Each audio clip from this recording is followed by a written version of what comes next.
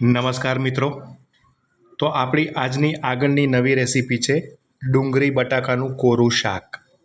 હા મિત્રો, ડુંગળી બટાકાનું કોરું શાક.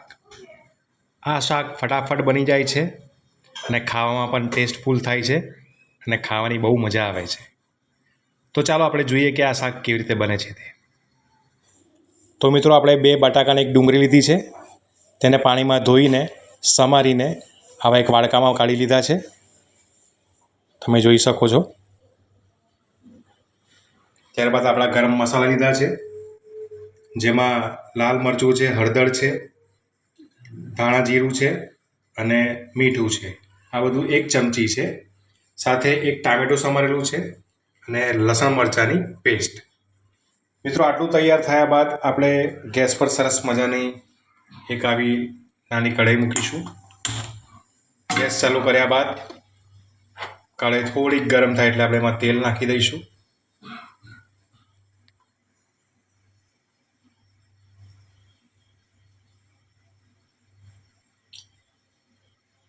આપણે મિત્રો 3-4 ચમચી આમાં તેલ નાખ્યું છે. હવે તેલને ગરમ થવા દઈશું. તેલ ગરમ થઈ ગયા બાદ આપણે એમાં 1 ચમચી રાઈ નાખીશું અને રાઈને હવે તતળવા દઈશું.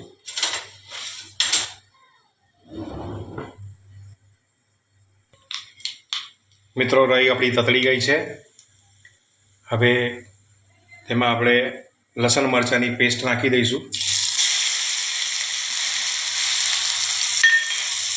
એને બરાબર હલાવી દઈશું અને એની ઉપર આપણે બધા જ આપણા ગરમ મસાલા પણ નાખી દઈશું. મીઠું, મરચું, હળદર અને એની પર આપણે ડુંગળી બટાકા જે સમાર્યા હતા એ પણ નાખી દઈશું અને બધું મિક્સ કરી દઈશું. બધું સારી રીતે મિક્સ કરી દઈએ. મિત્રો, હજી આપણે આમાં ટામેટાં નથી નાખ્યા.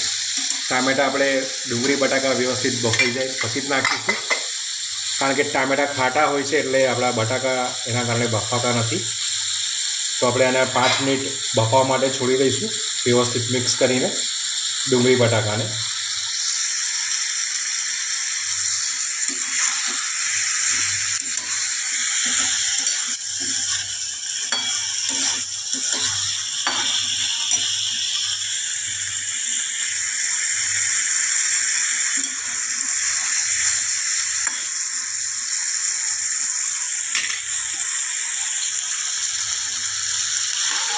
બધું બરાબર મિક્સ થઈ ગયું છે.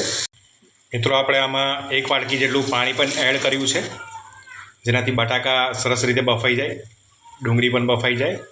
એટલે આપણે 1 વાટકી જેટલું આમાં પાણી પણ નાખ્યું છે. તમારે સાવ કોરું ખાવું હોય તો તમે એમાં પાણી ન નાખો તો પણ ચાલે.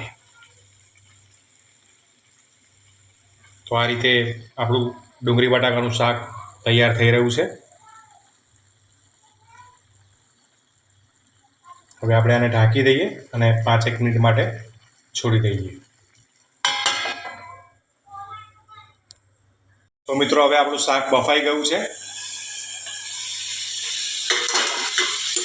તો મિત્રો, તમે જોઈ શકો છો બટાકા અને ડુંગળી સરસ રીતે બફાઈ ગયા છે. આપણે જે 1 વાટકી પાણી નાખ્યું હતું એ પણ થોડું શોષાઈ ગયું છે. હવે આમાં આપણે ટામેટાં નાખી દઈશું. ટામેટું નાખ્યા બાદ આપણે એને હલાવી દઈશું, મિક્સ કરી દઈશું.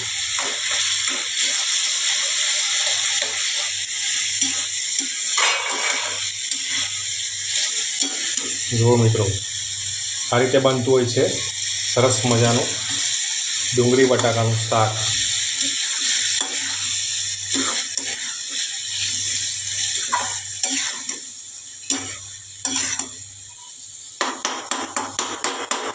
હવે આપણે થોડા ટામેટાં બફાવા દઈશું. તો મિત્રો, હવે આપણે અંદર નાખેલા ટામેટાં પણ સરસ રીતે બફાઈ ગયા છે, તમે જોઈ શકો છો. અને અડધો ગ્લાસ જે પાણી નાખ્યું હતું એ અડધો ગ્લાસ નાખેલું પાણી પણ શોષાઈ ગયું છે અને ડુંગળી બટાકાનું શાક આપણું હવે સરસ મજાનું તૈયાર થઈ ગયું છે.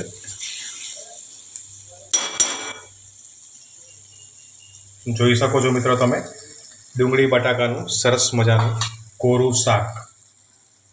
હવે આપણે આને એક બાઉલમાં કાઢી લઈએ.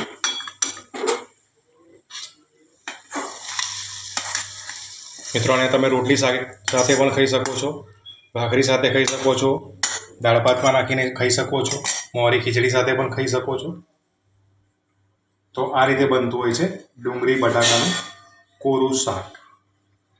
મિત્રો, તમને અમારી રેસીપી ગમી હોય તો અમારી ચેનલને લાઈક કરજો, શેર કરજો, સબસ્ક્રાઈબ કરજો ને કમેન્ટ કરજો કે અમારું બનાવેલું શાક તમને ગમ્યું કે નહીં. ધન્યવાદ.